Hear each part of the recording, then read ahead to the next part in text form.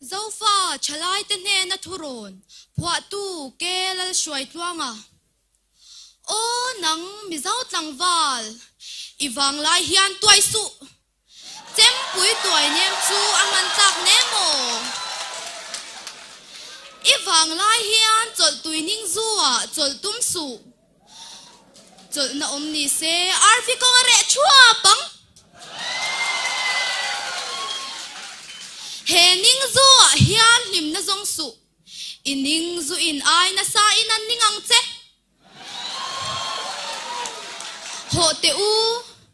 zing zu in ban sanin tuisik in tam izirang u tuisik in awangin tu man tual chara buai na an chok chuak ngai si lawa o nang mi zau mi pa fa rui hlau doi vain om su la iram le nam tan har phim ro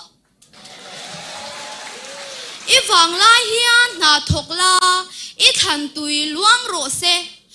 chu chu rang kadar tui lukin ahlu si a iram le nam chan turin sang taka ipuan ven soi ching la iding le vaya sa atla e nam dang ke mi nge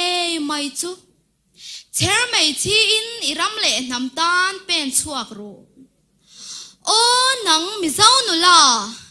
inulat pui te zuna wai tum su kha zun leng kha mi patana zamani kha thing phang ma pa ang main par chuang ve ngot su an kit chuk mayang che iram le nam tan par vulla ipar su thum hi nam dang wa khwai te in nang fak nan phal su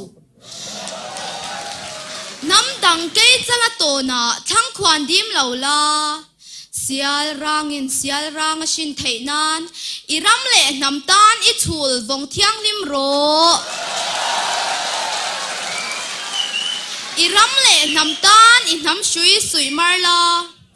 i chin lung chua pui van moi zun leng chau phur ro ni e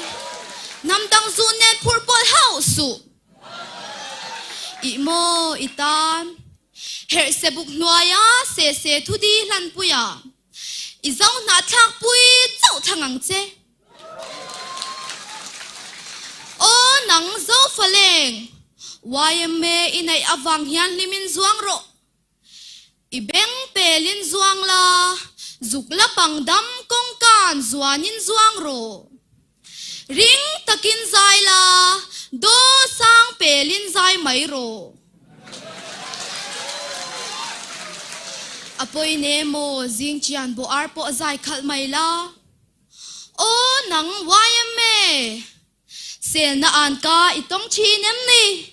don toy pa kam chuak ani ma na nang chuan zau nun ze moi tlom ngai na hlu hi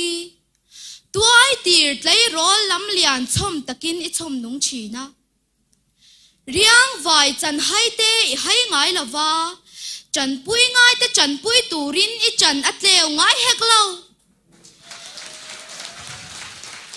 chiat na le lung ngai na zan thim hnuaya zo faleng te mai cher ini a